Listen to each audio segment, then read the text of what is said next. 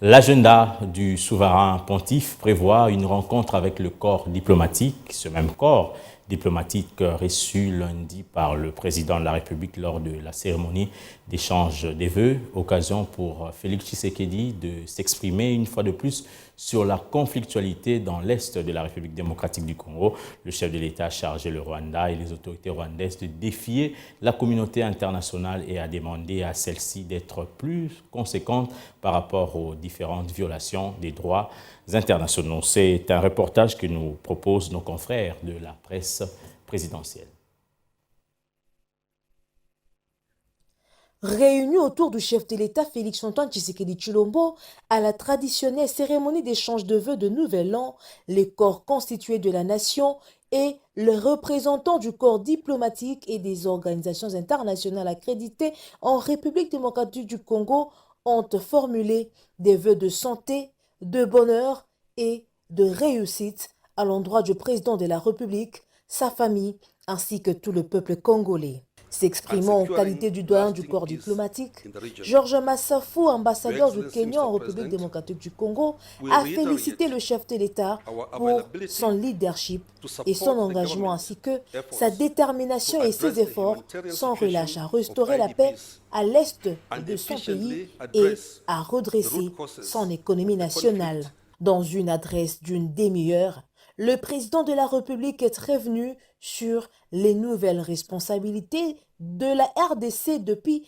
ce 1er janvier 2023 à la tête de l'Organisation pour l'harmonisation en Afrique du droit des affaires, l'OHADA, dont il assume la présidence de la conférence des chefs d'État et de gouvernement. Dans son exposé,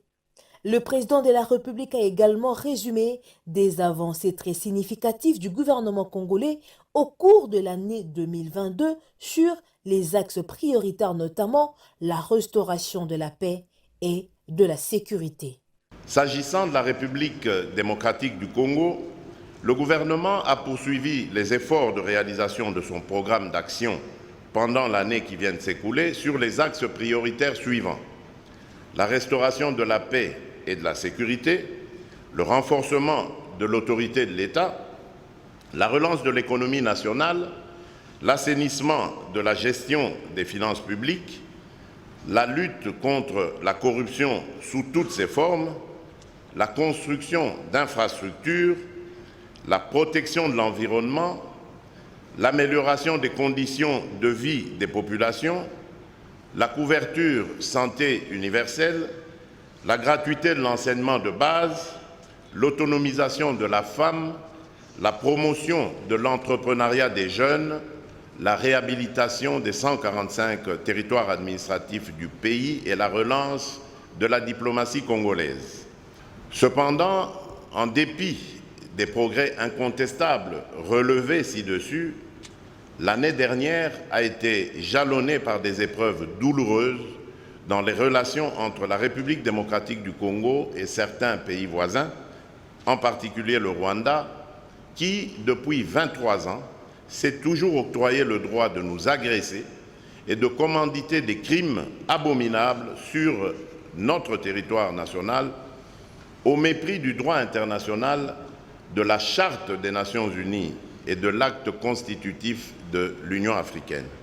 Au sujet de la question sécuritaire de son pays, sans mâcher les mots, Félix Tshisekedi souligne à l'intention de l'opinion nationale et internationale que les vrais enjeux de l'agression de la République démocratique du Congo par le Rwanda et de la crise sécuritaire à l'est de son pays sont économiques et hégémonistes. Comme je l'ai dit à la tribune de l'Assemblée générale des Nations unies, nous défendrons l'intégrité de notre territoire,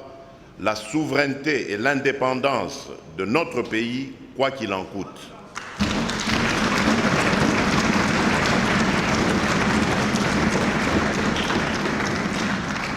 Je voudrais particulièrement mettre l'accent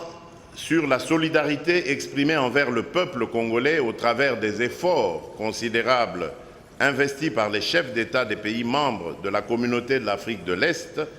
dans le cadre du processus de Nairobi, facilité par le président honoraire du Kenya, son Excellence Uhuru Kenyatta,